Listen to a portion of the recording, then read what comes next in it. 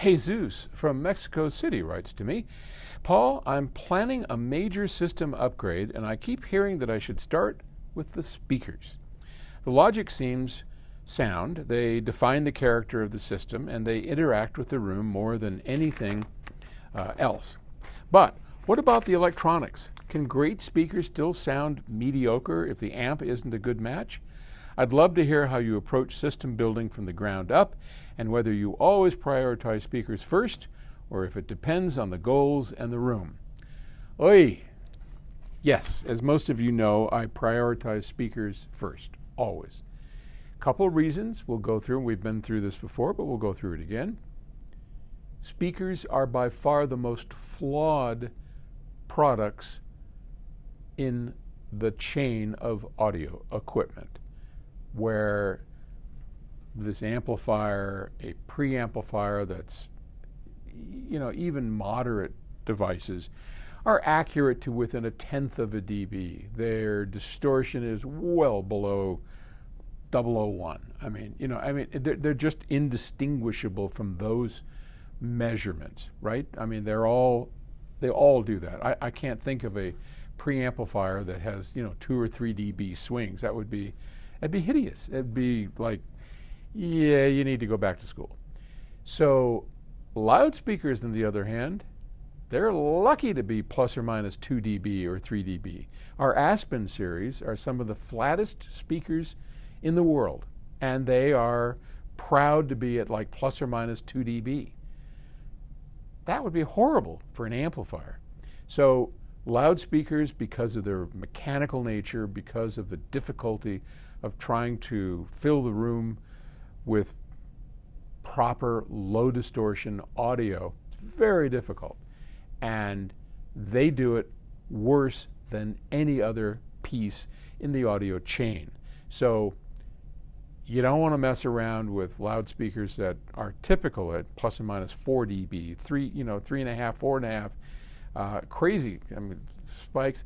Their impedance dips all over the place, and if you don't have a power amplifier strong enough and more powerful enough to cover those impedance dips, like a vacuum tube amplifier that has a transformer on the output, that sucker isn't able to handle any kind of impedance swings on a loudspeaker. So that's why I always recommend make sure that your loudspeakers are up to the task at hand. They're flat, they have broad off-axis response, they're easy to set up, they're mostly pointed straight ahead, and if you can find speakers that do that, grab them.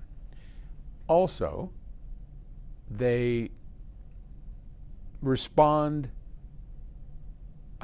to electronics. There's just no getting around it. To the other part of his question, absolutely, a good pair of loudspeakers shows off bad and good electronics. It just unmasks it. That's the double-edged sword we talk about a lot. The better your loudspeakers are, the more resolving they are, the more they're going to show up bad electronics. And that whole chain feeding the loudspeaker is critical.